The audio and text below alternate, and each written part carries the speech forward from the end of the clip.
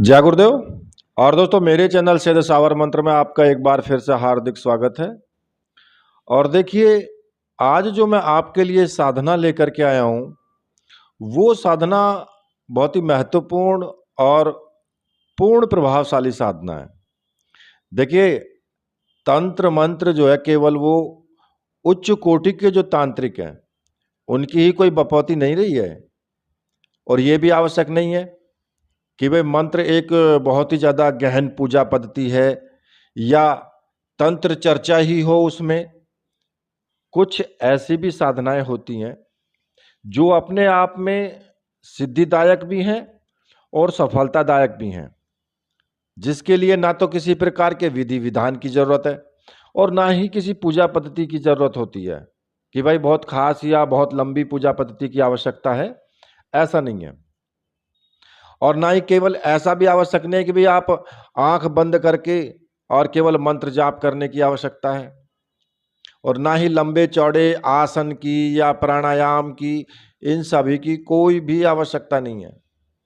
एक ऐसी ही साधना मैं आज आपको बताऊंगा, क्योंकि बटुक भैरव जो साधना होती है वो एक इसी प्रकार की साधना है कि जो बहुत ही ज्यादा तेजस्वी भी है, शीघ्र सिद्धिदायक है और महत्वपूर्ण भी है। सबसे पहली बात कि इस साधना को कोई भी स्त्री कर सकती है, कोई भी पुरुष कर सकता है। इस साधना को कोई भी कर सकता है। साधना सरल है और सिद्धिदायक भी है। देखिए, इस साधना के द्वारा कुछ चीजें जो महत्वपूर्ण होती हैं, उन चीजों की आपको संपूर्ण सिद्धि प्राप्त हो जाती है। बात आती है कि भाई कुछ लोग तो ये कहते हैं कि जी भैरव साधना तीक्ष्ण साधना है और ये साधना कठिन है। लेकिन ऐसा बिल्कुल भी नहीं है कि ये साधना कठिन है। ना ही तो ये तीक्ष्ण साधना है और ना ही ये कठिन साधना है, क्योंकि इतनी कठिन भी नहीं है और इतनी तीक्ष्ण भी नहीं है। देखिए, अब बात आती है कि जी इससे आपको क्या क्या सहायता मिल सकती है। इस साधना के द्वारा क्या क्या आप कर सकते हैं। खैर, इसमें मैं मुख्य आपको बताऊंगा। नंबर एक, जैसे कि खोए हुए जो व्यक्ति होते हैं, किसी की लड़की खो जाती है, किसी का लड़का खो जाता है या घर छोड़ के चले जाते हैं, उन पुरुषों का पता लगाना। अगर बालक खो जाते हैं, उनका अपहरण कर लिया जाता है, तो उनके जो माता पिता होते हैं ना, उनके मन में बहुत दुख होता है।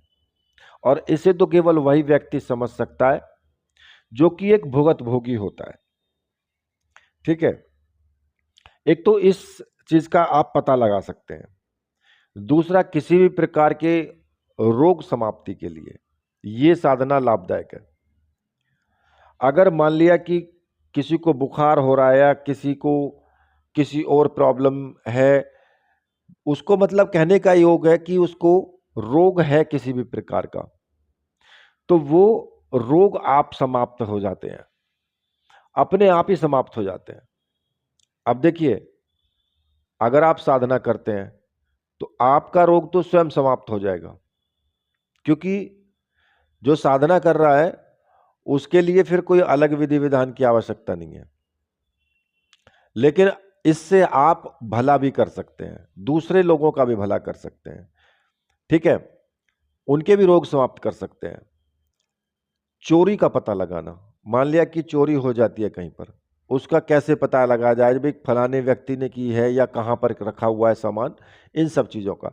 लेकिन मैं आपसे यहां पर एक बात जरूर कहूंगा कि देखिए, चोरी का सामान आपको नहीं बताना चाहिए, जल्दी से इस चीज को ओपन नहीं करना चाहिए, क्योंकि अगर आप इसको ओपन कर देते हैं तो आप दुश्मन बन जाएंगे उस चोर के। ठीक है, तो इसलिए यहां पर आप थोड़ी सी सावधानी समझें। दूसरा आता है वशीकरण प्रयोग। इसमें आप किसी का भी वशीकरण कर सकते हैं। ठीक है, या किसी दूसरे का भी वशीकरण किसी दूसरे के साथ कर सकते हैं। लेकिन इस चीज को थोड़ा सा आप सोच समझ के करें, क्योंकि कई बार ऐसा होता है कि आप तो कर देंगे वशीकरण, लेकिन दूसरा उसका गलत फायदा उठाता है, और वो पाप किसके सर लगेगा? आपके सर भी लगेगा, क्योंकि आपने वशीकरण किया है। तो इसलिए ये कार्य भी आप सोच समझ के करें। पिता पुत्र के साथ वशीकरण कर दें या पुत्री का माता के साथ कर दें तो उसमें तो कोई दिक्कत नहीं है, या पति या पत्नी के साथ कर दें, उसमें कोई प्रॉब्लम नहीं है। अब आता है शत्रु मर्दन प्रयोग। देखिए, अगर आप समाज में हैं, आपके मित्र हैं या आपके ही परिजन हैं, अकारण ही आपके शत्रु बहुत सारे होते हैं, और शत्रु किसी न किसी प्रकार से परेशान करते ही हैं। चाहे वो शत्रुओं में आपका सगा भाई भी हो सकता है, पड़ोसी भी हो सकता है, या कोई और व्यक्ति भी हो सकता है जो कि तुम्हारे साथ में जिसका कंपटीशन हो, ऐसा व्यक्ति भी हो सकता है। पुरुष होता है, या फिर कोई अन्य राज्य पक्ष से कुछ ऐसे व्यक्ति होते हैं जो महत्वपूर्ण होते हैं, वो भी हो सकते हैं। मतलब कहने का यह है कि कोई भी व्यक्ति जो शत्रुता भाव तुमसे रखता है, इस प्रयोग को करने से उसकी मनोवृत्ति बदल जाती है और शत्रुता भूल करके वो आपका सहायक बन जाता है। देखिए, ये तो प्रयोग मैंने आपको बहुत कम मात्रा में बताए हैं, बहुत छोटे छोटे प्रयोग हैं ये, लेकिन इससे वास्तव में इस साधना के करने से बहुत बड़ी बड़ी समस्याएं हल होते हुए हमने देखी हैं। पूरे के पूरे साम्राज्य को उखाड़ फेंकने की इसमें क्षमता है। मतलब कि पूरा जो शत्रुओं का ग्रोह होता है ना, उस पूरे शत्रुओं के ग्रोह को उखाड़ करके फेंकने की क्षमता इस साधना के अंदर है। किसी भी प्रकार का तंत्र मंत्र किया गया हो, उसको उखाड़ने की क्षमता इस प्रयोग के अंदर है। आपके ऊपर किसी भी प्रकार का प्रयोग जो तांत्रिक प्रयोग होगा वो नहीं चलेगा, ठीक है, उसका कोई असर नहीं होगा अगर आपने ये साधना सिद्ध की हुई है, ठीक है। क्योंकि ये तो केवल मैंने आपको 5 प्रयोग बताए हैं जो कि आज के युग में बहुत ही ज्यादा महत्वपूर्ण भी हैं और आवश्यक भी हैं, लेकिन अगर कहा जाए तो इससे भी कहीं ज्यादा आपको इस साधना से लाभ होगा, ठीक है।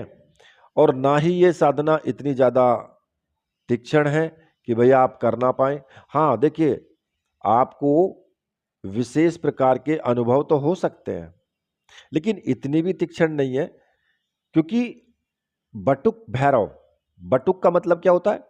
छोटा, बटुक मीन्स छोटा बच्चा। तो भैरव का वो स्वरूप जिसमें वो छोटे बच्चे हैं, ठीक है। लेकिन शक्तियां, कहते हैं ना कि जो जितना छोटा उतना ही खोटा, तो छोटेपन पे मत जाइए। पूरे 52 भैरव की शक्ति समाहित है एक अकेले छोटे से बटुक भैरव में, ठीक है। और आप समझेंगे कि हो सकता है कि आपको अनुभव छोटे रूप में ही हो, ऐसा भी जरूरी नहीं है। हो सकता है विकराल रूप में भी हो जाए इनके आपको अनुभव। तो इसलिए आप उस चीज पर मत जाइए कि भाई छोटा रूप है या कैसा रूप है, कैसा नहीं है। अब मैं आपको बता देता हूं कि साधना को आपको किस प्रकार से करना है। देखिए, इस साधना में आपको मुख्य रूप से 3 सामग्रियों की आवश्यकता होगी। बटुक भैरव यंत्र जो कि ताबीज के आकार का होगा, ठीक है, एक मूंगे की माला, लाल मूंगे की, और एक रक्षा माला। और ये तीनों सामग्रियां मंत्र सिद्ध और प्राण प्रतिष्ठा युक्त तो होनी चाहिए। और देखिए, अगर आपको ऐसी सामग्री की आवश्यकता है तो मैंने व्हाट्सएप नंबर दिया हुआ है वीडियो में, आप वहां से मुझे व्हाट्सएप करके और वो सामग्री आप प्राप्त कर सकते हैं। सामग्री आपको 100% मिलेगी, इसमें किसी प्रकार का कोई संशय करने की आवश्यकता है ही नहीं। बशर्ते कि सामग्री आने में, देखिए, थोड़ा टाइम तो लगता है। सामग्री सिद्ध भी होती है, उसके बाद पोस्ट भी की जाती है, उसके बाद फिर डाक भी आपके पास पहुंचाने में थोड़ा टाइम लेती है। तो लग अब ये तो मैं नहीं कह सकता, एग्जैक्टली नहीं बता सकता कि भाई 2 दिन, 4 दिन, 10 दिन, लेकिन हाँ, आपको सामग्री जरूर मिलेगी, ठीक है। अब देखिए, आज जब आप ये सामग्री प्राप्त कर लेंगे तो अब आपको करना क्या है? ये साधना आप किसी भी रविवार से या मंगलवार से आप शुरू कर सकते हैं, या फिर किसी भी दिन आप शुरू कर सकते हैं जो कि शुभ दिन हो। होली दीपावली ये तो खैर होता ही होता है, ये भी आप इस दिन से भी आप शुरू कर सकते हैं, शिवरात्रि से भी शुरू कर सकते हैं। मतलब मेरे कहने का ये है कि साधना को आप शुभ दिन में शुरू करें। ठीक है, अब साधना में आपको क्या करना है, एक लाल रंग की आपको जो कपड़े हैं आपके वो लाल रंग के होने चाहिए, और लाल रंग का ही चौकी के ऊपर लाल रंग का जो कपड़ा है उसका वस्त्र आपको बिछाना है। ठीक है, वो वस्त्र। अब मुख आपका कौन सी दिशा में होना चाहिए, दक्षिण दिशा में। ठीक है, लाल रंग का आसन होना चाहिए। अगर आप स्त्री हैं तो लाल रंग की साड़ी पहने उस वक्त में। और देखिए, मैं आपको एक बात और बता दूं कि स्त्रियों को समस्या होती है मासिक पीरियड की, तो अगर ऐसी समस्या आ जाती है बीच में तो साधना को वहीं पर रोक दें, और जब ठीक हो जाए तो फिर दोबारा से वहीं से साधना आप शुरू करें। तो आपकी साधना खंडित नहीं मानी जाएगी, आपकी साधना वहीं से शुरू मानी जाएगी जहां आपने छोड़ी थी। ठीक है, ये गॉड गिफ्ट होता है, स्त्रियों के लिए है केवल। अब एक तेल का दीपक आपको जलाना है, सरसों के तेल का। ठीक है, इसमें आपको चाहे आप दिन में साधना करो, सुबह के टाइम करो या रात्रि में करो, कभी भी कर सकते हैं इसको। और मैं तो ये कहूंगा कि थोड़ा कि अगर आप रात्रि में करें तो ज़्यादा अच्छा है, क्योंकि रात्रि में एकांत वातावरण होता है, बिल्कुल शांत होता है, तो उस समय जो है साधना फलीभूत भी होती है। तो इसको जो है रात्रि के 10 बजे आप शुरू कर दें, और साधना जिस दिन पहले दिन शुरू करें, जिस टाइम से शुरू करें, रोज उसी टाइम से शुरू करनी है। 2-4 दिन आगे, मतलब कि 2-4 मिनट 10 मिनट आगे पीछे हो जाए तो कोई दिक्कत नहीं है, लेकिन साधना बीच में छूटनी नहीं चाहिए और ज्यादा टाइमिंग आगे पीछे नहीं होना चाहिए। ठीक है, अब आपको करना क्या है कि दक्षिण दिशा की तरफ मुख करके बैठ जाएं, स्नान आदि करके लाल रंग के वस्त्र धारण कर ले, रक्षा माला को अपने गले में धारण कर ले, और दक्षिण दिशा की तरफ मुख करके बैठे और चौकी सामने लगा लें, उस पर गुरु देव का चित्र आप रख लें, जो भी आपके गुरु हैं। अब वो चाहे आपके गुरु भगवान शिव हैं या फिर आपने डॉक्टर नारायण दत्त श्रीमाली जी को गुरु माना है, तो आप उन्हीं की तस्वीर सामने रखें। ठीक है, या फिर कोई और दूसरे भी आपके गुरु हो सकते हैं, तो उनकी तस्वीर आप सामने रखें। साथ में ही या तो बटुक भैरव जी की तस्वीर रखें, या फिर भगवान शिव की तस्वीर भी आप रख सकते हैं। अगर बटुक भैरव जी की तस्वीर नहीं है तो फिर आप शिव की तस्वीर रख सकते हैं, वैसे तो बाजार में मिल जाती है। ठीक है, तेल का दीपक वहीं जला ले, साथ ही कुमकुम ले ले या सिंदूर ले ले, और टीका लगाने के लिए, और लाल रंग के पुष्प ले ले। अगर भोग के लिए आप लेना चाहें तो थोड़ा सा कच्चे दूध का आप भोग रख लें, या फिर लड्डू रख लें, और बूंदी रख लें, पापड़ रख लें, कुछ भी रख सकते हैं भोग में। ठीक है, और अब आपको क्या करना है कि एक प्लेट में आप जो बटुक भैरव जी का यंत्र है ताबीज रूप में 2-3 पंखुड़ियां डाल करके फूल की, और उसके ऊपर यंत्र को स्थापित कर दें। ठीक है, दीपक जला लें, धूप दीप जला करके आप पूर्ण रूप से तैयारी कर लें। अब इस सबसे पहले आपको अपने गुरु का पूजन करना है, जो भी आपके गुरु हैं। गुरु जी को आप पंचोपचार पूजन करें, गुरु जी को आप टीका लगाएं, सिंदूर से चावल चढ़ाएं, पुष्प चढ़ाएं, धूप दीप दिखाएं, और गुरुदेव से प्रार्थना करें कि गुरुदेव, मैं ये बटुक भैरव साधना करने जा रहा हूं, और इस साधना में मुझे पूर्ण रूप से सफलता मिले, उसके लिए आप मुझे आशीर्वाद दीजिए और आज्ञा प्रदान कीजिए। और मन ही मन आज्ञा लेकर के अपने गुरु मंत्र का एक माला का जाप जरूर आपको करना है।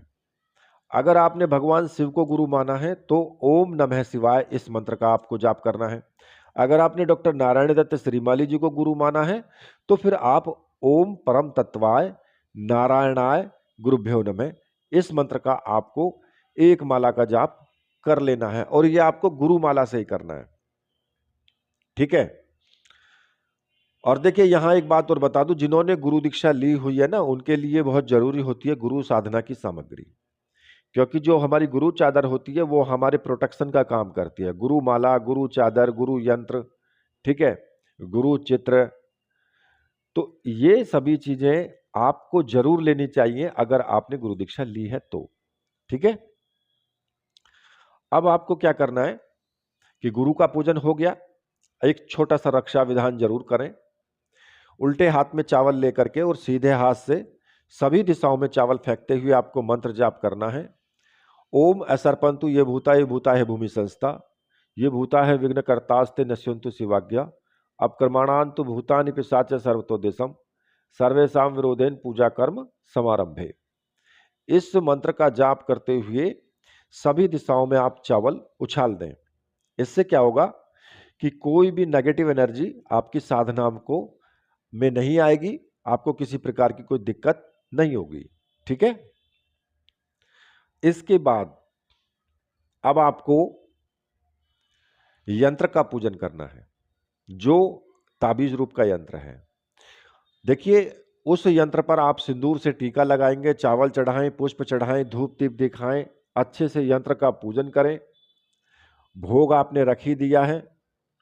यंत्र का पूजन करने के बाद दोनों हाथ जोड़ करके बटुक भैरव जी का ध्यान करें और उनसे प्रार्थना करें कि मैं आपकी ये साधना करने जा रहा हूँ, इस साधना में मुझे पूर्ण सफलता मिले, मुझे आशीर्वाद दीजिए और मेरी रक्षा कीजिए। ठीक है, ऐसा कह करके फिर आपको अपने मूल मंत्र का जाप आपको शुरू कर देना है। अब जो मूल रक्षामाला आपके गले में है, आपने पहन रखी है, जो आपकी मूंगे की माला है, उस माला से आपको जाप शुरू कर देना है। अब जो आपको मंत्र जपना है मैं आपको बता रहा हूं। मंत्र इस प्रकार से है, ओम रीम बटुकाय आपदुद्धारणाय कुरकुरु बटुकाय रीम ओम। इस मंत्र का आपको जाप करना है। और देखिए, कम से कम 21 माला आप जरूर करें। हालांकि मैं तो ये कहूंगा कि अगर 51 माला करें तो ज्यादा अच्छा है, लेकिन 21 माला या 11 माला तो कम से कम होनी ही चाहिए। और जितनी पहले दिन आप माला करें उतनी ही माला आपको रोज करनी है। ऐसा नहीं है कि एक दिन कम कर ली, एक दिन ज्यादा कर ली, ऐसे आपको बिल्कुल भी नहीं करना है। ठीक है, उससे साधना खंडित हो जाती है। और ऐसा भी नहीं करना है कि आपने एक बार संकल्प ले लिया कि नहीं मैं तो 51 माला करूंगा, पता लगा कि घुटने दुखने लगे, कमर दुखने लगी और मंत्र जाप हो नहीं पा रहा है, बीच में साधना छोड़नी पड़ जाती है। तो इसलिए ऐसा काम ना करें। आप ये करके देख लें कि मैं कितने मंत्रों का जाप 1 मिनट में या एक माला कितनी देर में मैं कर सकता हूं और कितनी देर मेरी बैठने की क्षमता है। तो उसी हिसाब से आप माला का से मंत्र जाप करें। ठीक है, अब बात आती है कि जी जो आप साधना कितने दिन तक आपको ये करनी है। तो देखिए, मैं तो ये कहूंगा कि साधना को आप 21 दिन तो कम से कम करें। ठीक है, अगर आपको कुछ अनुभव होते हैं तो उनको किसी को आपको बताना नहीं है कि मुझे क्या अनुभव हो रहे हैं। 21 दिन प्रतिदिन ऐसे ही आपको साधना करनी है, लगातार 21 दिन तक। क्योंकि देखिए, गृहस्थी भी साधना करते हैं और गृहस्थ भी देखना होता है और साधना साधना भी आपको करनी है। तो ऐसी स्थिति में आप 21 दिन साधना करें, उसके बाद फिर अपने गृहस्थ नियम का पालन करें, फिर उसके बाद आप साधना कर सकते हैं दोबारा। और इसी मंत्र से आप साधना कर सकते हैं और इसी सामग्री से कर सकते हैं, चाहे आप 1 बार करो, 2 बार करो, 3 बार करो।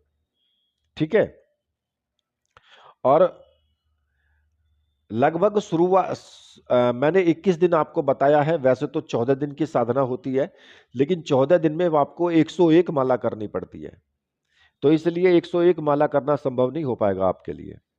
तो इसलिए मैंने आपको दिन भी ज्यादा बता दिए हैं और माला कम कर सकते हैं, थोड़ा लंबा कर लें साधना को।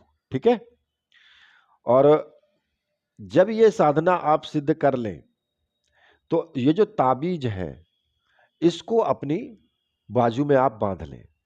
किसी भी लाल रंग के धागे में पिरो करके और अपनी बाजू में बांध लें, और जब इसका प्रयोग करना हो तो तब आप इससे प्रयोग कर सकते हैं। देखिए, अगर हाथ आप इस ताबीज को मुट्ठी में बंद करके 5 बार मंत्र का जाप करेंगे और जो भी चीज पूछेंगे तो आपको वो सब कुछ पता लगना शुरू हो जाएगा। अगर किसी का वशीकरण करना है तो 5 बार मंत्र का जाप करके बोल दो फलाने का फलाने से वशीकरण हो जाए, तो वो हो जाएगा। अगर किसी पर किसी भी प्रकार का प्रयोग आपको शांत करना है या करना है, मतलब समझ गए आप, तो आप इस प्रकार से कर सकते हैं। ठीक है, बहुत सरल है ये मंत्र, बहुत ही सरल आपको दिखाई देता है, लेकिन इसका प्रभाव जो है वो तुरंत है, निश्चित है और सटीक है। अब मैं इसमें थोड़ी सी आपको यह बता देता हूं कि आपको सावधानी क्या क्या रखनी है। देखिए, पूर्ण रूप से ब्रह्मचर्य का पालन होना चाहिए जब तक आप साधना करें, तन से मन से, ठीक है, और यम नियम के सिद्धांत का पालन करें, जरूरी है। जैसे कि झूठ बोलना, धोखा देना किसी को, या किसी के साथ गलत करना, ये सब चीजें नहीं होनी चाहिए, क्योंकि आप सात्विक विचार रखें, सात्विक भोजन ग्रहण करें, सात्विक चीजों से ही अपना पूरा जीवन निर्वाह करें जब तक आप साधना कर रहे हैं तब तक। ठीक है, क्योंकि जो कोई भी देव है, देवी देवता जो भी हैं, वो आपकी सात्विकता देखते हैं, आप कितने भोले हैं, आप कितने सज्जन हैं, तभी वो आपकी तरफ आकर्षित होते हैं। उन्हें पता है कि ये हमसे गलत काम नहीं करवाएगा। उसी की तरफ ज्यादा व्यक्ति चलता है जो सीधा होता है, सज्जन होता है। ठीक है, तो आप इस चीज का ध्यान रखें। दूसरा, आपको अनुभव कैसे भी हो सकते हैं। अनुभव में आपको ऐसा लग सकता है कि कुत्ते आप बाहर रो रहे हैं, बहुत तेजी के साथ कुत्तों की रोने की आवाज, कौवों के बोलने की आवाज, या किसी भी प्रकार के जानवर के बोलने की आवाज, या धम धम की आवाज, या फिर ऐसा लगना कि आपके पास से कोई निकल करके गया है, या फिर ऐसा लगना कि कोई आपके पीछे विशालकाय चीज खड़ी है। मतलब कहने का यह है कि आपको किसी भी प्रकार के अनुभव साधना में हो सकते हैं। रात्रि में स्वप्न में भी किसी भी प्रकार के अनुभव हो सकते हैं।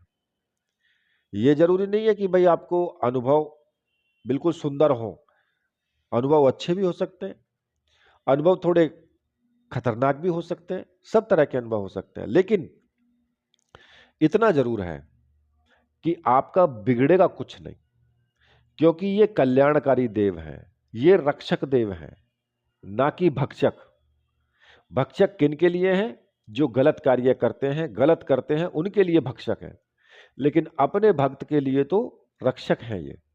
ठीक है, क्योंकि जब भी कोई आप साधना करेंगे तो ये बटुक भैरव आपके विशेष रूप से काम आएंगे, साधनाओं में रक्षा आपकी यही करेंगे।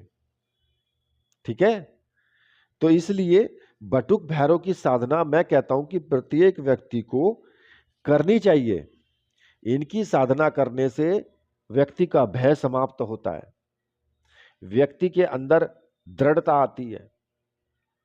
मतलब मेरे कहने का कि हर प्रकार से ये साधना साधक के लिए लाभकारी है। ठीक है, तो देखिए, मैं इस अब वीडियो को यहीं पर समाप्त करता हूं। तो मेरे साथ बोलिए, बोलिए वीर बजरंगबली हनुमान जी महाराज की जय, बोलिए मेरे परमहंस गुरुदेव की जय।